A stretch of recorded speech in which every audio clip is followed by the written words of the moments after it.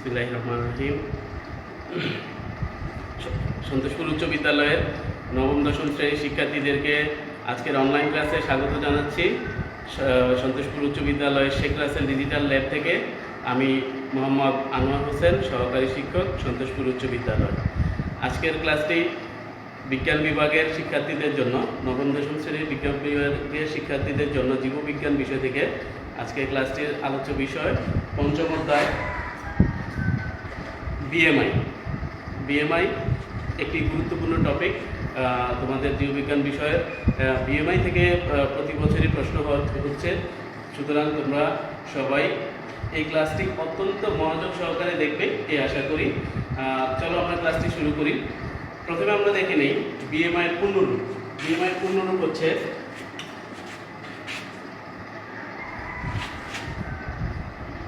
Body mass index. Body mass index বাংলায় বললে দেহের ভর সূচি।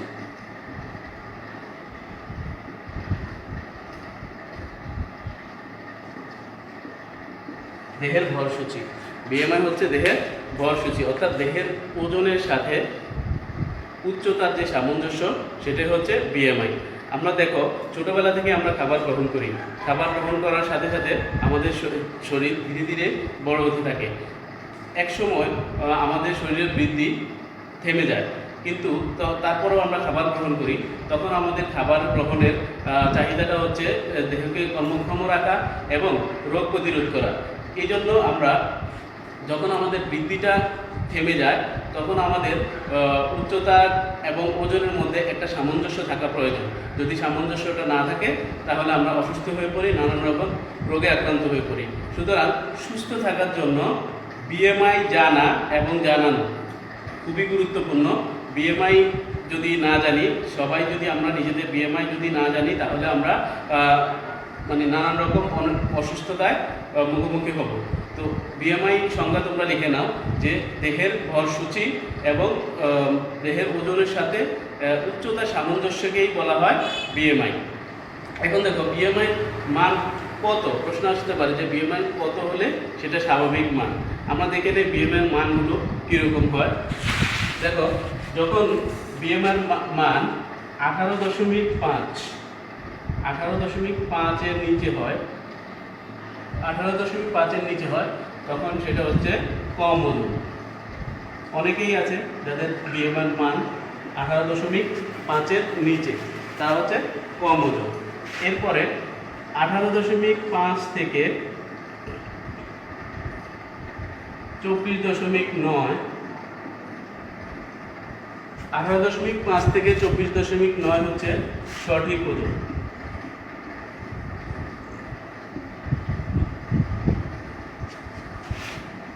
এরপর 24.9 থেকে 29.9 পর্যন্ত বেশি ওজন বা ওভারওয়েট। যাদের এই পর্যায়ে থাকে বিএমআই মান, তারা ওভারওয়েটে। এবং যাদের বিএমআই মান 30-এর বেশি তাদেরকে বলে স্থূল বা ওবেস। স্থূলতা কারোর জন্যই কাম্য নয়। স্থূলতা নানান রকম রোগের সৃষ্টি করে। সুতরাং আমরা দেখলাম যে বিএমআই সঠিক মান হচ্ছে 18.5 থেকে 24.9 পর্যন্ত। 18.5 থেকে 24.9 পর্যন্ত যাদের বিএমআই মান, তারাই সঠিক ওজনে আছে এবং এই মানের অধিকারীদেরকে স্বাস্থ্যগত দিক থেকে সঠিক হিসেবে বিবেচনা করা হয়। এখন আমরা এই মানগুলো কার বিএমআই কত কিভাবে নির্ণয় করব, এখন চলো সেটা দেখি। সেটা নির্ণয় করার জন্য একটি সূত্র রয়েছে, সূত্রটি আমি লিখে নিচ্ছি। সূত্রটি হচ্ছে বিএমআই সমান দেহের ওজন,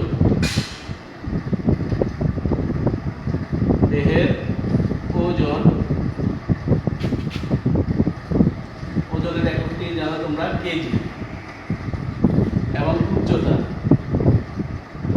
দেহের উচ্চতা ওজন ভাগ দেহের উচ্চতা মিটারে থাকবে, মিটার স্কোয়ার। অর্থাৎ উচ্চতা কোন এককে মাপতে হবে? মিটার এককে, ইঞ্চিতে না, সেন্টিমিটারও না। এবং উচ্চতাটা মাপতে হবে মিটার এককে, এবং মিটারের বর্গ দিয়ে দেহের ওজনকে উচ্চতার বর্গ দিয়ে ভাগ করলে যে মানটা পাওয়া যায় সেটাই হবে বিএমআই এর মান। এবং সেই মানটা যদি 18.5 থেকে 24.9 এর মধ্যে থাকে তাহলে সেটা হবে সঠিক ওজন এবং স্বাস্থ্যগত দিক থেকে তাকে সুস্থ হিসেবে বিবেচনা করা যাবে। চলো এখন আমরা এই সূত্রকে কাজে লাগিয়ে একটি গাণিতিক সমস্যার সমাধান করে বিএমআই কীভাবে নির্ণয় করতে হয় তা তোমাদেরকে দেখে দিচ্ছি। আমি গাণিতিক সমস্যাটি আগে বোর্ডে লিখে নিচ্ছি, তারপরে তোমাদেরকে সমাধান করে দেখাবো।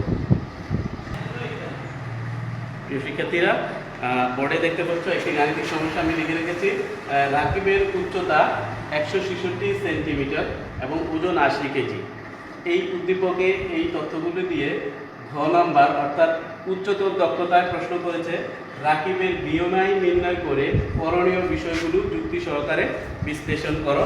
প্রশ্নটি দিনাজপুর বোর্ড ও বরিশাল বোর্ড 2019 সালে এসেছে। তো এখানে দুইটা জিনিস, বিএমআই নির্ণয় করতে হবে এবং বিএমআই মানের অনুসারে করণীয়, তার কী করণীয় সেগুলো যুক্তি সহকারে উপস্থাপন করতে হবে। তো আগে আমরা বিএমআই নির্ণয় করি। দেখো এখানে উচ্চতা দেওয়া আছে 166 সেন্টিমিটার। আমাদের সূত্রে আছে যে উচ্চতাকে নিতে হবে মিটারে। তাহলে 166 সেন্টিমিটার সমান কত হয়? 166 ভাগ 100 মিটার, অর্থাৎ 1.66 মিটার। যেহেতু 1 মিটার সমান 100 সেন্টিমিটার, যেহেতু 1 মিটার সমান 100 সেন্টিমিটার, সুতরাং 166 সেন্টিমিটার সমান 1.66 মিটার। আর ওজন দেওয়া আছে 80 কেজি। তাহলে চলো এবার আমরা গাণিতিক সমস্যাটি সমাধান করি। তাহলে আমরা জানি বিএমআই সমান দেহের ওজন কেজি এবং দেহের উচ্চতা মিটার স্কোয়ার। এই সূত্র দিয়ে এখন আমরা মান বসিয়ে দেব। দেহের ওজন দেওয়া আছে 80 কেজি, 80 কেজি এবং উচ্চতা আমরা পেয়েছি 1.66 মিটার। অর্থাৎ উচ্চতার বর্গ করতে হবে আমাদের, অর্থাৎ 1.66 হোল স্কোয়ার। এটাকে 1.66 কে বর্গ করলে হয় 2.7556। এখন 2.7556 দিয়ে 80 কে ভাগ করলে হয় 29.03। তো আমরা দেখতে পেলাম রাকিবের বিএমআই পাওয়া গেছে 29.03। যেহেতু আমরা বিএমআই মানটা জানি যে 24.9 পর্যন্ত স্বাভাবিক ওজন সঠিক ওজনের, এর উপরে গেলে বেশি ওজন, এবং 29.9 এর পূর্ব পর্যন্ত হচ্ছে বেশি ওজন। তাহলে রাকিবের বিএমআইটা আমরা দেখতে পাচ্ছি বেশি ওজনের মধ্যে আছে 29.03, অর্থাৎ তার যে বিএমআই মান সেটা নির্দেশ করে রাকিবের শরীরের অতিরিক্ত ওজন। তাহলে তোমাদের প্রশ্নে দ্বিতীয় পার্টটা যে বিএমআই নির্ণয় আমরা করলাম, এখন তার করণীয় বিষয়গুলি যুক্তি সহকারে বিশ্লেষণ করো। অর্থাৎ রাকিবের দেহের ওজন বেশি 29.9, অর্থাৎ তার শরীরে চর্বির পরিমাণটা বেশি। তো তাকে কি করতে হবে?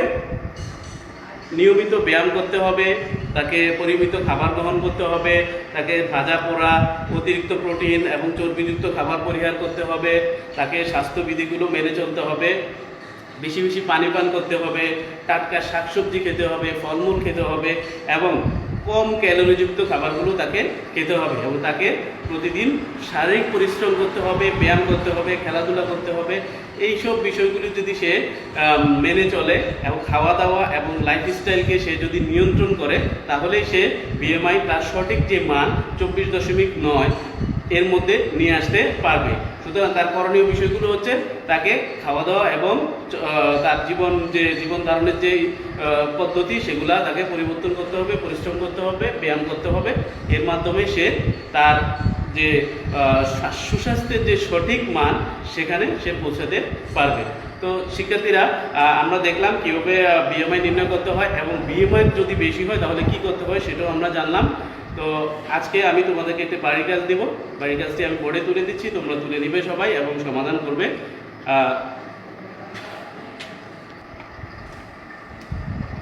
তো প্রিয় শিক্ষার্থীরা, ক্লাসের শেষ পর্যায়ে আমি তোমাদের জন্য আজকে বাড়ির কাজ দিলাম। বাড়ির কাজ হচ্ছে নন্টুর বয়স 15 বছর, উচ্চতা 116 সেন্টিমিটার এবং ওজন 50 কেজি যদি হয় তাহলে নন্টুর বিএমআই নির্ণয় করো। প্রশ্নটি সিলেট বোর্ড 2019 সালের। তো তোমরা এই প্রশ্নটি সমাধান করবে এবং নন্টুর বিএমআই নির্ণয় করবে।